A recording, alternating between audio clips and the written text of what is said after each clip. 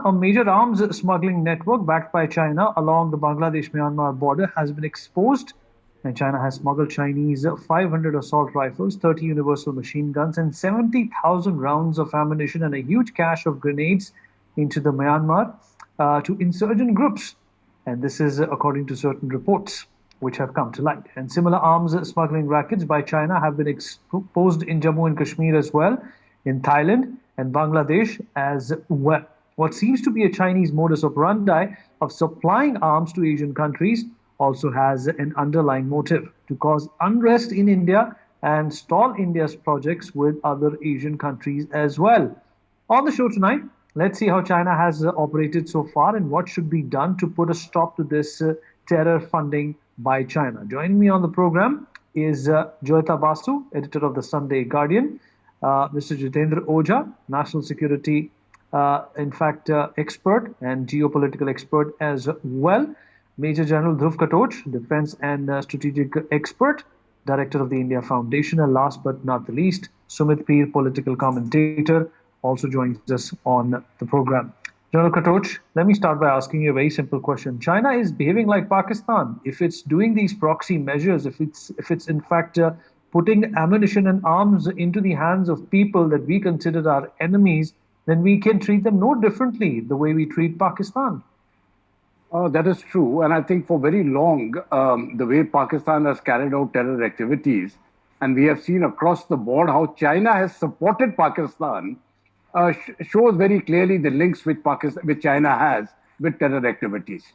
Now, with specific reference to India, China used to supply arms to the insurgents from from the northeast region, and it continued up to the 80s. After that time, it went away. After that, they stopped it. But I have a feeling that they are starting off this process again now, and there are credible reports to state that some of these insurgent groups are actually going to China to receive training. Now, the problem area really is when we are looking at the border between India and Myanmar, it is a very difficult terrain. These are mountainous areas, and I'm sorry, I beg your pardon. These are mountain areas, and it is very easy for insurgents to take cover in this region. Now, for the Myanmar army to actually go after these fellows is, I think, a task which is next to impossible. What we will have to do is we have to be very careful, sensitize all our villages, because I think this danger is going to come onto our doorsteps now, seeing the way the Chinese are reacting. And if we can get all our villages properly sensitized to what the Chinese are up to, I think that would be our first line of defense, and we can prevent these activities from occurring. Secondly, much greater cooperation between India and Myanmar on the border, on the India-Myanmar border, will also result in diminishing the impact of what China intends to do. But China is already destabilizing Myanmar. With the type of weapons, if you are sending 500 assault rifles and 30 universal machine guns, that is enough to create complete chaos in a country like Myanmar. And I think these are very dangerous signs. Perhaps the only way to counter this now is for the whole world to get together and censor China.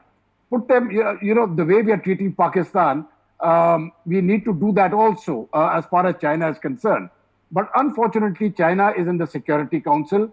It exercises the veto, and it may not be that easy to do.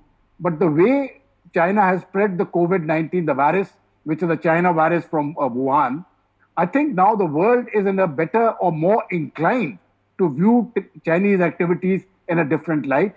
And I hope that we can get together and actually nail them on this particular score. Absolutely. And Mr. Ojha, China in fact provides direct ammunition financial support to terrorist organizations in Myanmar, the UWSA and the AA, and 95% of their activities in fact are in some way choreographed or tutored by the country of China. And at the same time, the BRI and its passage is very important for China, especially in Myanmar. Why are they risking that project by indulging in this double warfare? I would slightly differ from most of the experts on this issue, Vineet. This kind of warfare, building covert capacity with what is called plausible deniability, has been an integral part of state policy of different states from time immemorial. To take the case of in America, CIA has been charged with toppling regimes in many of these countries. Chinese have their own way of doing it.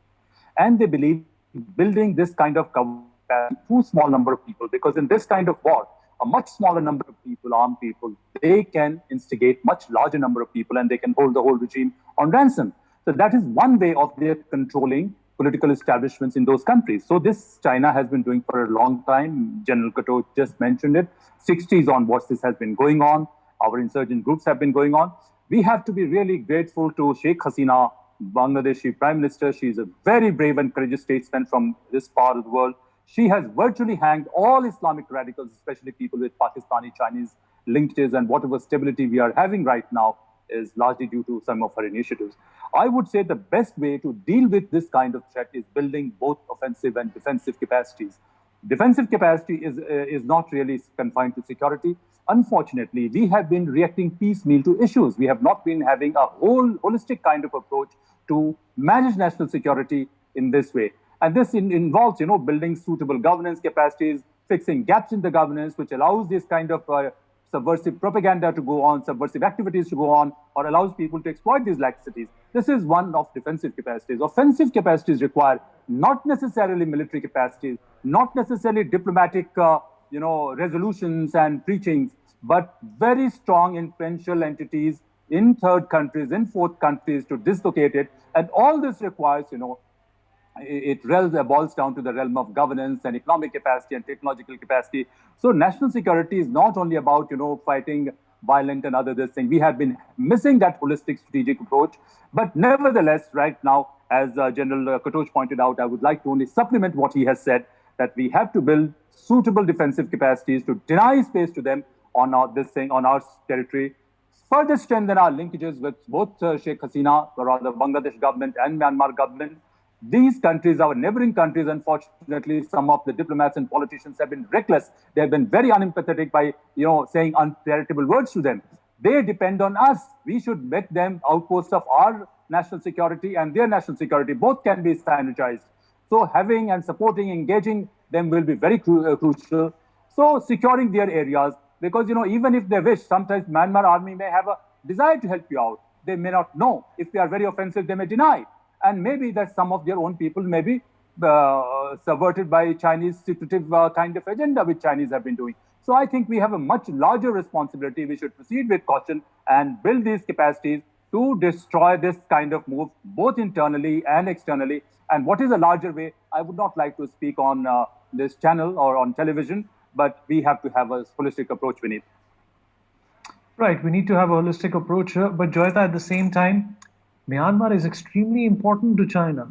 They want to, in fact, keep the country happy, but the army in Myanmar has been extremely upset because one level China is engaging them in talks to secure the BRI prospects, and on the other, they in fact have been doing the exact opposite, making their life more difficult and giving funding to these terrorist organizations. Obviously, Myanmar perhaps is not in a position militarily, to show that kind of a response to China that India can. Where can we help Myanmar in this?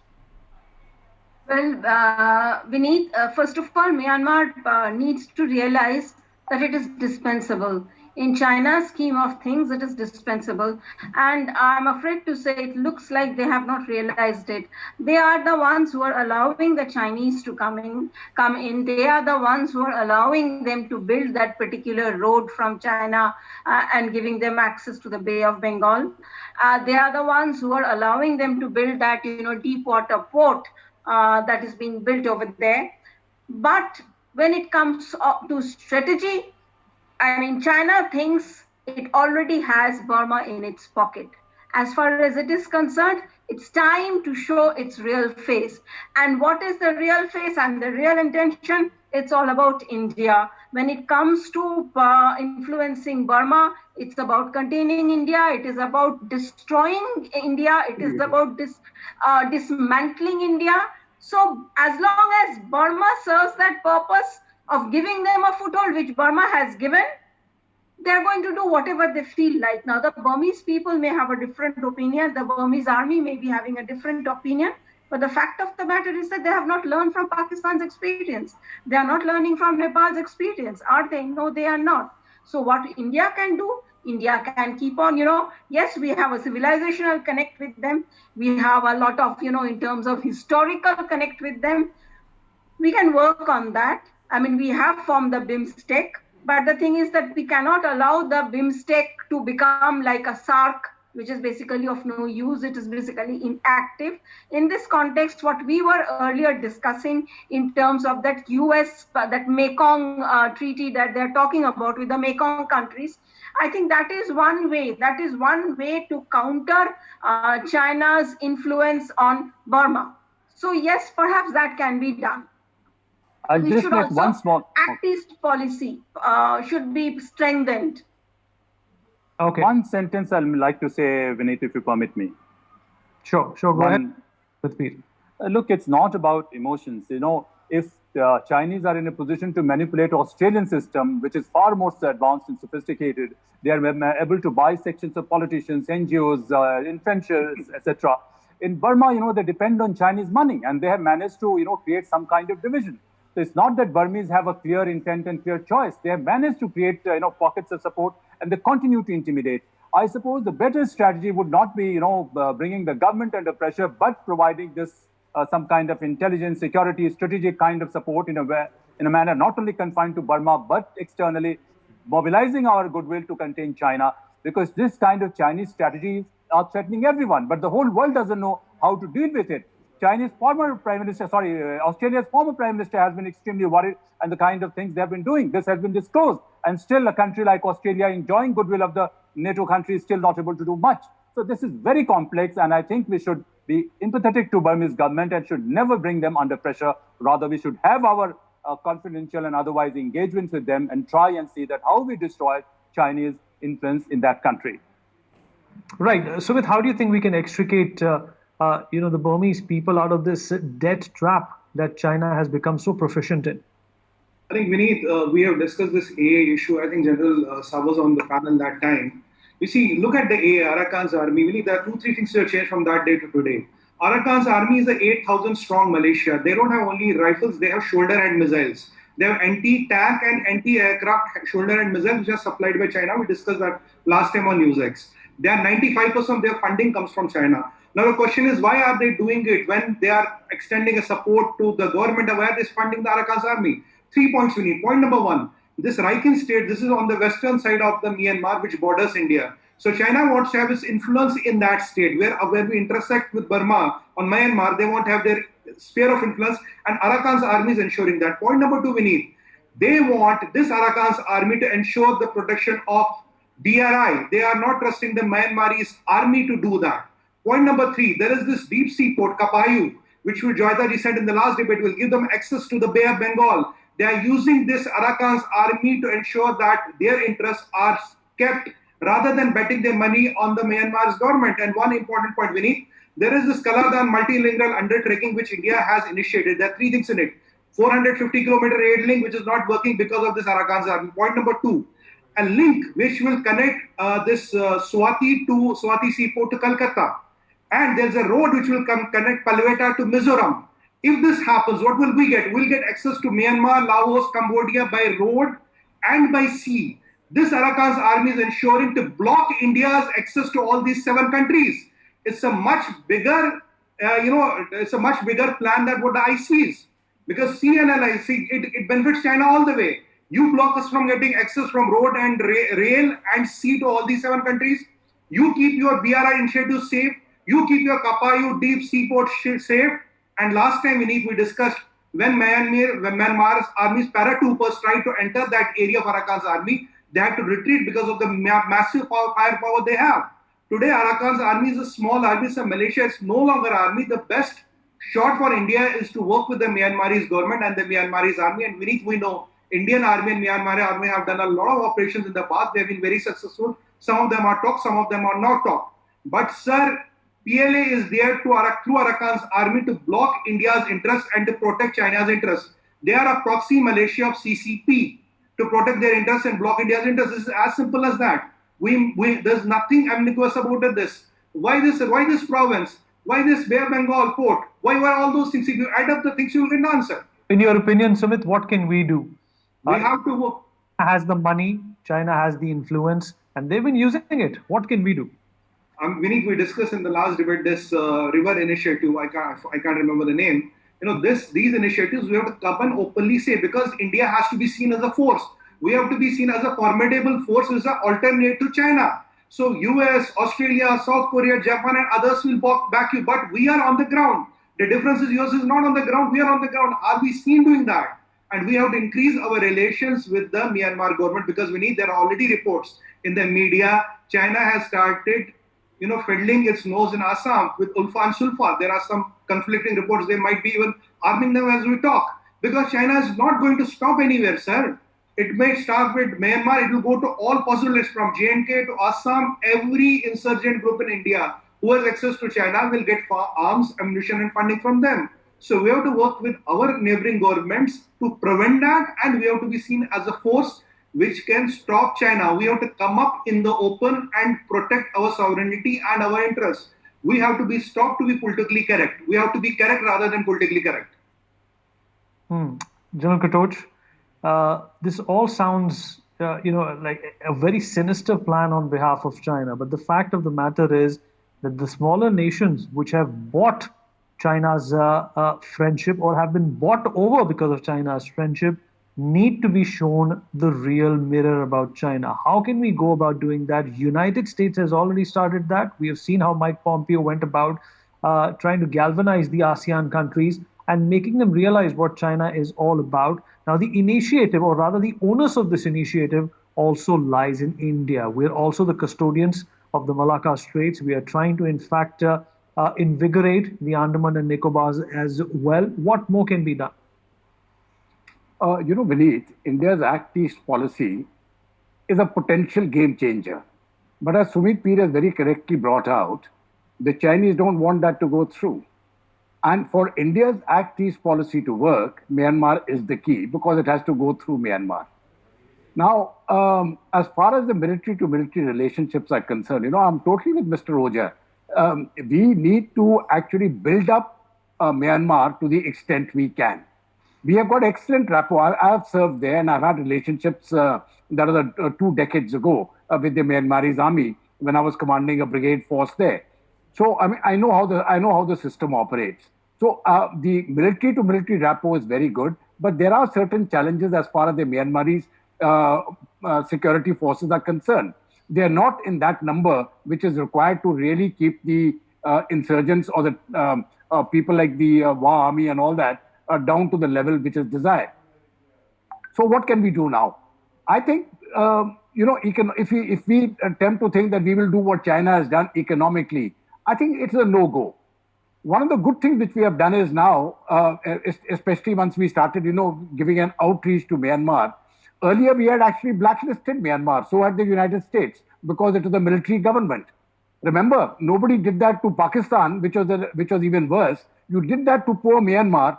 And Myanmar, the only friend at that point of time which Myanmar had was China.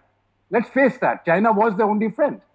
Now things are different, and I think we need to open up much more to Myanmar. There are many ways in which this can be done. Some of which we can discuss. There are economic measures. Some cannot be discussed. That's all right. But as far as India is concerned, I'm still very concerned on the security aspect, because 2 things keep coming up. One is, some people, and they get these harebrained ideas that we should build a fence the way we have built a fence on the Pakistan border, on the Myanmar border. Now, please don't do something as stupid as that. I'm saying it very deliberately, because once again, these things are coming up. It is a foolish idea, it will not work, and it will destroy our relationship with Myanmar. That is one. Number 2, at a very, very cheap cost, please develop your border villages. Give them the proper communications, build them up, give them the schools. These are your first lines of defense. And if your villages are strong, please take it from me, nobody can come from the other side, cross through this area and get into the hinterland. It is not possible. Number 3, I think we should continue with our cooperation with Myanmar to the extent that we can, and to the extent that we can to provide intelligence support and other support. We should be able to dilute the impact of what China is doing. But I do not think we are in a position to eliminate that impact as of now. Mr. Oja may have some more information, but that is my uptake up to now. Okay, all right. We've in fact run out of time, and quick concluding remarks from everyone, 30 seconds at the most. Mr. Oja, we begin with you. As we said, that tactically what is needed, we have to focus on our strength and the goodwill we have in Myanmar. We have to see that, all these countries become outposts of national security. They are favorably inclined towards us. Unfortunately, institutionally, we are not able to address some of the expectations, and speaking, etc., will not be sufficient. We need tangible, strong capacity in the sphere of security. Even when diplomatically we are not able to engage people, we should be having undercurrents of engagement. I 100% agree with General Katoch. Fencing is not the solution. Building strong pockets of goodwill and helping them build capacity. Because if the Myanmar government system is able to contain some of its internal issues, that will be our strength. We have to focus on that. All right, Joyita? Well, I totally agree with General Katoch when he talks about developing the border villages as the first line of defense. I think that's a very good idea. And after that, I think what we need to do is, we have to go for alliances. We cannot be seen to be sitting on fences. We cannot be waffling. And, because what happens is that we get taken advantage of. Now we are seriously sitting here and thinking that there might be a war with China. And you think if we had solid alliances, China would dare to strike us? If there was an alliance where it became, what we have been talking about for a long time, even on this channel, Indo-Pacific Charter, where one can like a NATO-like structure, do you think it would have been possible for China to even dare to look at us? But no, I think that is something we need to change our own attitude. I think that is something that is totally missing. We waffle too much. All right, Sumit, 10 seconds. Last time when we spoke and when we are speaking today, two new partners or two new evils have come up. One is URSA and one is ARSA. There are two new militias which are today funded by China. So the point here is China will keep on funding the militias. Our best hope is Myanmar's government, and we know one thing they don't have. Myanmar's government does not have the requisite firepower. If China can arm AA, why can't we give legitimate military help to the Myanmar's government? That can take, because there's a trust deficit between China and the Myanmar government. That is why they are funding AA to keep a check, and other rogue elements to keep a check on the Myanmar's government. What they lack is not the will, they lack the firepower. If we give them the necessary firepower and we stand up and we are visibly seen as standing up to China, the things will just start falling in place. It's very simple. Are we ready to do that? Okay. That's what we have to do. In fact, we have to think differently, take measures that perhaps will make sure that China and its aggressive behavior is not tantamount to our plans in our At East policy. Thank you, everyone, for being a part of this show. For more such videos, subscribe to the NewsX YouTube channel, hit the bell icon.